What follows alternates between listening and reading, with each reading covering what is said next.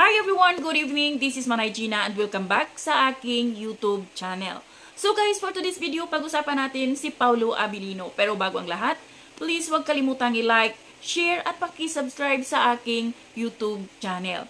So ayun nga guys, alam nyo ba na napahanga si Eugene Diaz kay Paulo Abilino? Kasi yung nakaraang araw is naimbita nga sila sa kaarawan ni Direk Lino Cayetano. At syempre, alam naman natin na ang daming mga artista na nandun, ang dami na nandun.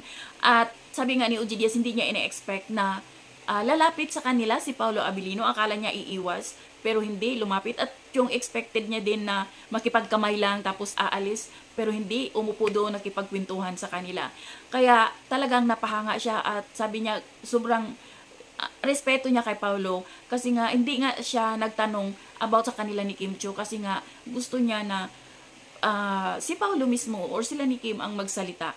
Ayaw niyang ma-on the spot kasi mamaya kapag nakita siya si Paulo o yung mga ibang artista, ayaw nang lumapit sa kanya kasi ma-on the spot na tatanungin. Eh wala naman sila sa right place, nasa party sila nung birthday ni Direk Cayetano. Kaya sobrang nakakatuwa lang na andun silang dalawa ni Kim. So alam kong ang dami na namang mga Kim Pao fans ang kinilig. Ang daming ang comments doon na sobra daw makaalalay si Paulo sa kay Kim Chiu.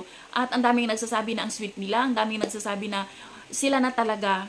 Pero syempre, hanggat hindi sila umaamin, hayaan na lang natin sila guys. Kasi syempre, baka gusto nila ng privacy. So yun lang guys, abangan na lang natin at panuorin ang movie nila this coming March 26. Ang My Love Will Make You Disappear. So yun lang guys. Thank you for watching. Until then, bye. God bless everyone.